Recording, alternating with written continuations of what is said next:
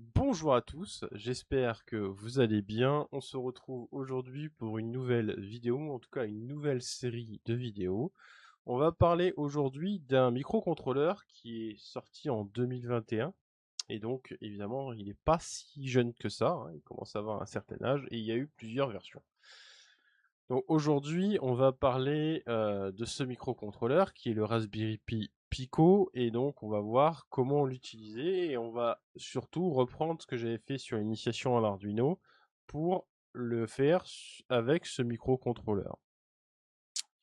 Il est évident que je ne vais pas reprendre toutes les notions d'électronique que j'ai pu expliquer dans l'initiation à l'Arduino. Je vous renverrai directement euh, aux vidéos sur l'initiation à l'Arduino pour avoir plus d'informations complémentaires.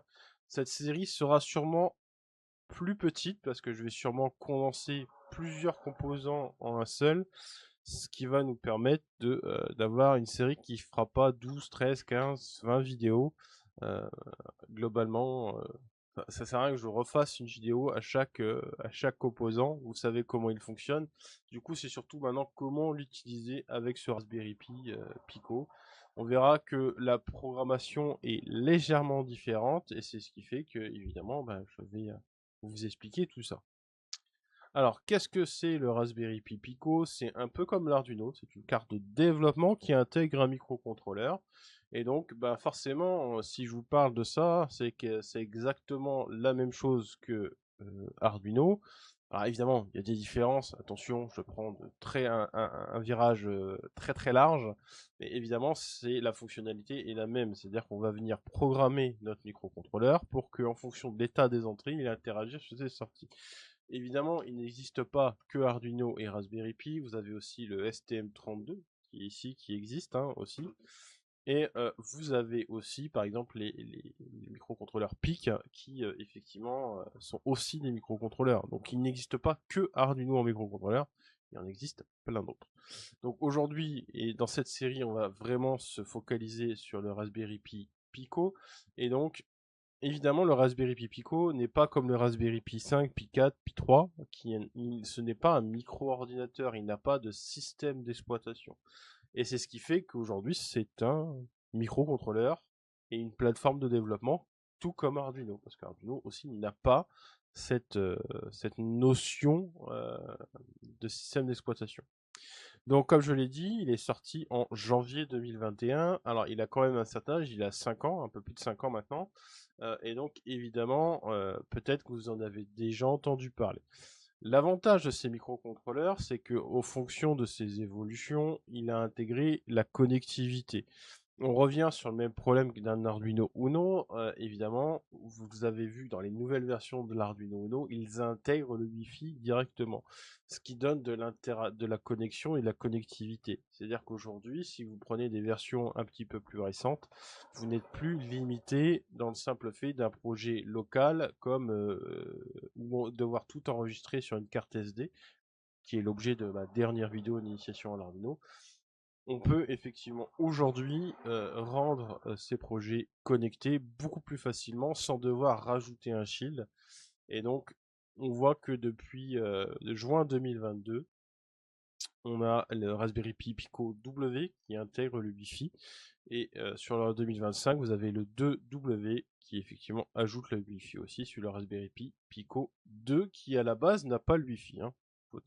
Je tiens à préciser. Alors, pour résumer très brièvement, vous avez le Raspberry Pi Pico, qui est juste le microcontrôleur que l'on a là, qui effectivement n'est qu'un microcontrôleur. Vous avez le Raspberry Pi Pico H qui va intégrer la connectique, c'est-à-dire que vous allez avoir des petits pins soudés sur la carte que vous n'aurez pas besoin de faire vous-même. Et vous avez le Raspberry Pi Pico W qui sera effectivement l'ajout du Wi-Fi. Et vous avez les deux cumulés qui s'appellent le Raspberry Pico WH qui intègre la connectique, donc les petits pins pour le mettre sur une breadboard, plus le Wi-Fi. Vous avez les mêmes références avec le Raspberry Pi Pico 2 et vous avez le Raspberry Pico 2W qui intègre le Wi-Fi. Alors, pour parler un peu des caractéristiques, il a un microcontrôleur, donc c'est un RP 2040, en tout cas la première version que j'ai. Le processeur, c'est un double cœur ARM Cortex M0+, qui peut aller jusqu'à 133 MHz. On a une mémoire RAM de 264 kilooctets, une mémoire flash de 2 MO. On a une plage d'alimentation entre 1,8 et à 5,5 volts, ce qui est plutôt pas mal, clairement, pour des petits projets, c'est plutôt pas mal. Et vous avez vu que la taille, en fait, je vais vous montrer, hein, c'est tout petit, hein. C'est vraiment tout petit, voilà. Et donc, bah, la taille fait que bah, il est un plus petit. Je crois qu'il est entre l'Arduino, il est un petit peu plus grand que l'Arduino Nano, il me semble, hein. De mémoire, il me semble qu'il est un peu plus grand que l'Arduino Nano. Mais en taille, il est vraiment très petit, hein, on va pas se mentir. On va pas se mentir. Alors, voici la datasheet du microcontrôleur. Et donc, une chose assez importante, c'est qu'il possède deux interfaces UART, donc la liaison série. Il possède deux contrôleurs SPI. Donc vous pouvez faire de la communication SPI. On va retrouver notre fameux protocole que l'on voit partout, le protocole I2C. Il apparaît deux contrôleurs I2C. Il a 16 sorties PWM, donc potentiellement vous pouvez contrôler jusqu'à 16 moteurs, qui vous permet de gérer la vitesse, ou un servomoteur aussi, hein, qui vous permet de gérer l'angle de rotation de votre moteur.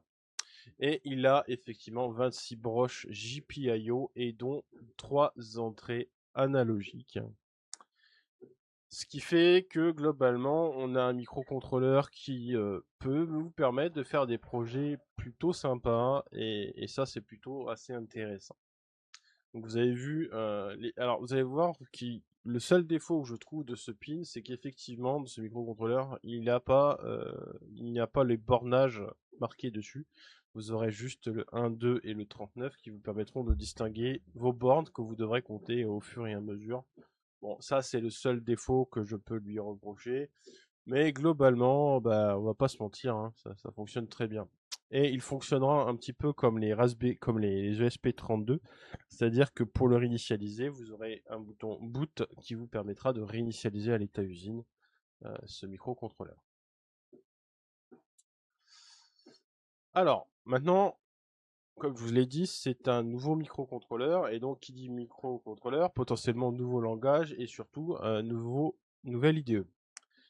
Pour cette première vidéo, nous allons installer Tony, qui sera le logiciel qui va nous permettre de le programmer simplement et de façon débutant. C'est-à-dire qu'aujourd'hui, ben, vous pourrez le programmer avec ce logiciel-là, c'est très bien.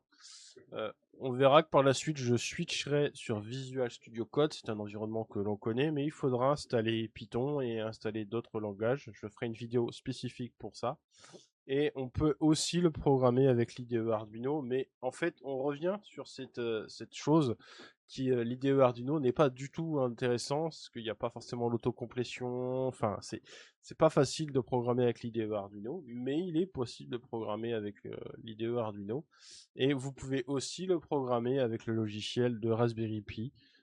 Évidemment, tout est possible et tout est envisageable. Alors, on va aujourd'hui faire un petit système. Donc, je vais vous montrer comment installer Raspberry Pi Pico, et on va essayer de faire, faire ce que je suis ce qui est en train d'être fait ici, c'est-à-dire qu'on va essayer de faire clignoter une LED. Voilà, on va rester sur des choses simples. C'est qu'aujourd'hui, je dois vous montrer comment effectivement on programme ce microcontrôleur.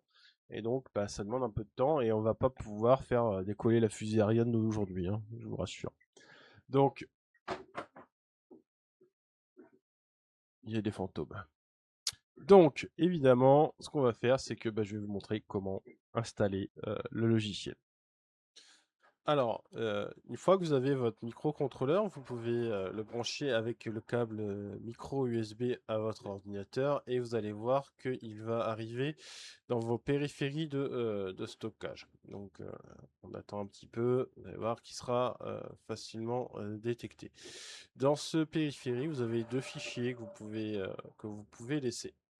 En tant que tel, on ne peut pas utiliser le microcontrôleur, il faudra mettre à jour son firmware. Donc pour mettre à jour son firmware, vous allez sur le site internet que je vous ai mis en barre de description et vous téléchargez le dernier firmware que vous pouvez trouver.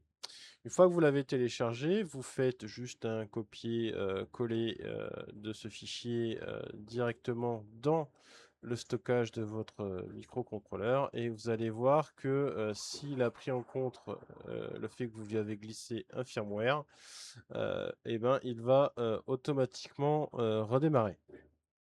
Et donc, s'il redémarre, faut pas s'inquiéter, hein, c'est tout à fait normal, c'est dans le processus habituel des choses. Pendant ce temps, bah, n'hésitez pas à télécharger Tony, qui est notre IDE de programmation en MicroPython. Alors, qu'est-ce que c'est rapidement en MicroPython? C'est un Python qui est plus destiné à la programmation d'objets IoT, hein. Donc voilà, il n'y a pas l'interface graphique, mais on peut programmer notre microcontrôleur en Python. On va faire notre premier programme qui sera simplement de faire clignoter une LED qui sera connectée à notre GPIO 15 et donc évidemment on va venir importer toutes les librairies qu'on a besoin. Je rentrerai plus dans les détails de la programmation dans l'initiation à l'Arduino, dans l'initiation à ce microcontrôleur. Donc là je viens importer la bibliothèque, je viens définir que la pin 15 est une sortie. Je viens créer une boucle while pour être toujours dedans. Et dans cette boucle while, je viens juste dire que là, je mets ma sortie à 1, j'attends un certain temps, je mets ma sortie à 0, j'attends un certain temps, et ainsi de suite. Et il va répéter en boucle vu qu'il est toujours dans la boucle while. Alors pour ceux qui se rappellent, les boucles while, quand on met toujours true, c'est pas forcément le plus judicieux. Mais là, globalement, pour nos essais, ça nous convient très bien. Et, euh, et donc, euh, voilà, on va rester simple et simpliste. Donc sleep, hein, qui vient de la librairie time, euh, vient effectivement mettre une valeur de 0,5 secondes. Donc c'est 5 millisecondes, si je ne me trompe pas. 50 millisecondes. Et on fait exécuter. Donc on va pouvoir voir qu'effectivement j'ai ma LED qui clignote quand je vais faire exécuter. Et on voit que ça fonctionne très bien, donc notre programme fonctionne, mais on va avoir un petit souci. Euh, Dans le principe, c'est que quand je vais couper mon câble USB de mon microcontrôleur, et ben en fait, il ne garde pas le programme. Et ça peut être embêtant parce que ben, globalement, une coupure de courant chez nous, ça peut tous arriver. Une panne de batterie sur nos projets, il peut arriver. Et il perd le programme. Donc, c'est pas forcément très intéressant. Donc pour ce faire, en fait, il y a une méthode, il faut venir l'enregistrer dans le Raspberry Pi Pico et il va être très important de le nommer main.py pour dire que c'est un fichier Python. Et une fois que vous avez fait ça, vous faites OK, vous faites exécuter évidemment pour exécuter le programme. Et vous allez voir que maintenant, quand je vais débrancher ce microcontrôleur de son alimentation, eh ben, il n'aura perdu ni le programme et que globalement la LED clignote. Donc là, j'ai exécuté, on voit que ça fonctionne. Je le coupe hein, et je le remets et vous allez voir que la LED va se remettre à clignoter. Donc là, actuellement, vous ne perdez pas le programme et c'est très important de faire ça comme ça. Donc voilà, vous avez réussi à faire clignoter votre première LED avec un Raspberry Pi Pico. On se retrouve très prochainement pour comment programmer cette bête avec Visual Studio Code et surtout sur réappliquer les notions que l'on a déjà vues sur Arduino mais sur Raspberry Pi Pico. Je vous souhaite à tous un bel été, à bientôt, salut!